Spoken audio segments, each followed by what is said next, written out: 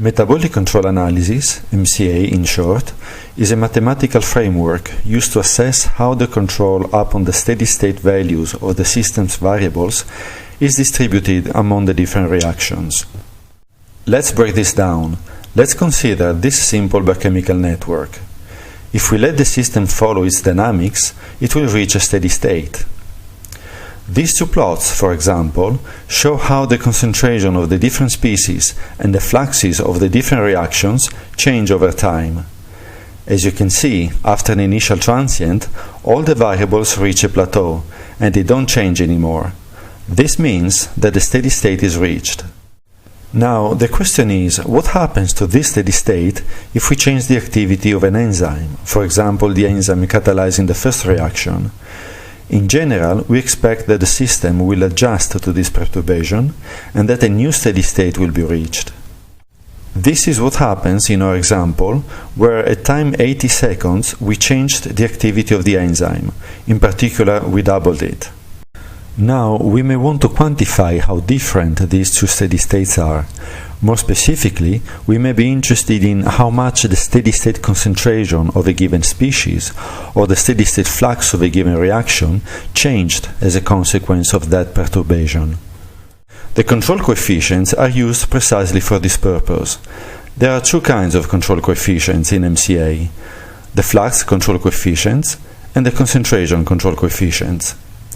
The flux control coefficients are defined as the ratio between the relative change in the steady-state flux carried by some reaction and the relative change in the activity of the enzyme we have perturbed.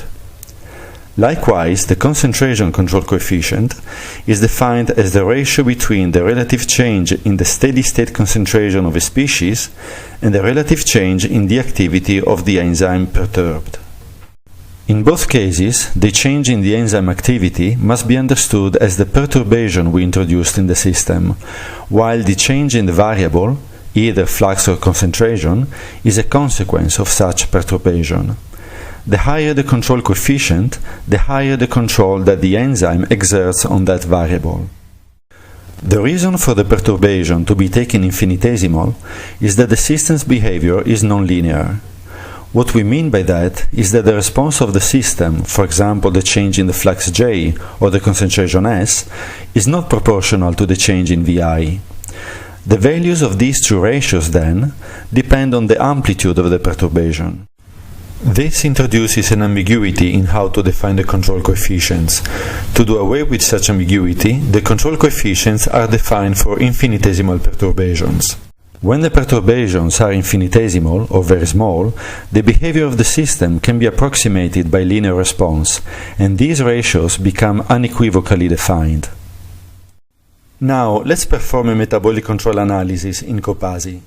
For this example, I use a modified version of Pritchard and Kell's model of yeast glycolysis.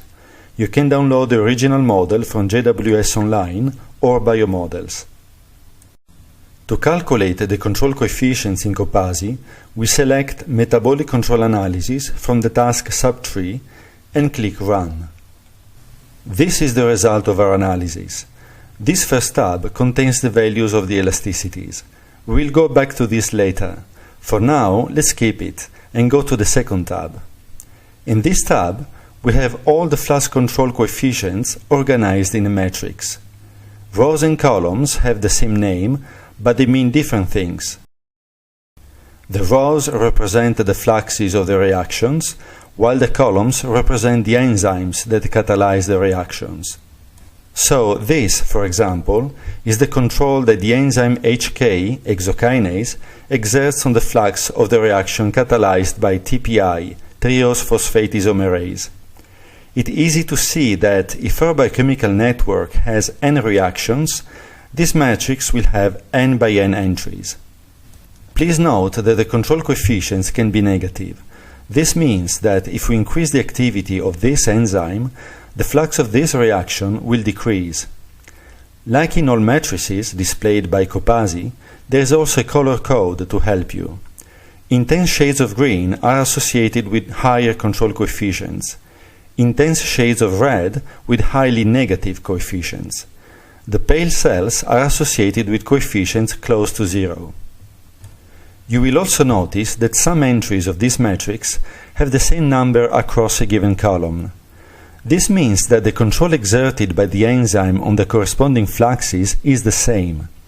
The reason is that these fluxes are bound to be equal at steady state due to the stoichiometry of the network. As a consequence, a perturbation on the activity of an enzyme will have the same effect on the steady-state flux of such reactions.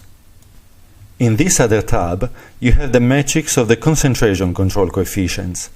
The columns, again, represent the perturbed enzymes, but the rows, this time, represent the species that were affected. So, if we have n reactions and m species, this will be an m by n matrix. Again, the color code will help you to identify the highest coefficients and their sign. At the top right corner of each of these tabs, there is a drop-down menu from which you can choose between scaled and unscaled.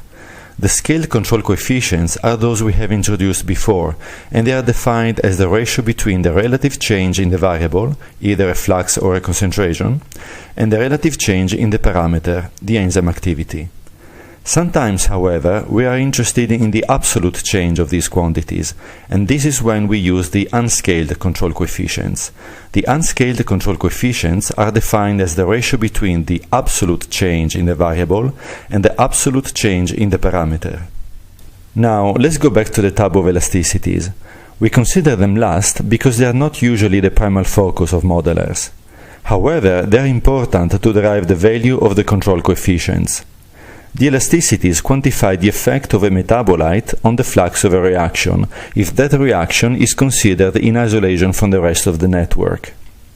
In particular, they are defined as the ratio of the relative change of a reaction flux and the relative change of a metabolite participating in that reaction, either as a reactant, a product, or a modifier. In this case, the change in the metabolite concentration is to be understood as the causing event, and the change in the reaction flux as the observed effect. But remember that this effect is without the presence of the rest of the reactions in the network. So, how the elasticities come into the picture? In Copasi, the control coefficients are not determined by actually perturbing the enzyme activity and recalculating the steady state. Only the reference steady state is retrieved, while the control coefficients are calculated through the stoichiometry matrix and the elasticities using simple matrix algebra. This makes the calculation much faster than explicitly perturbing the system and rerunning a steady-state analysis after each perturbation. This is the main reason why elasticities are important in MCA, because they allow us to calculate the control coefficients by analytical means. If you are interested in the maths used to calculate the control coefficients from the stoichiometry matrix and the Jacobian, you can refer to these two papers. We hope you found this video tutorial useful. Thank you for using Copasi.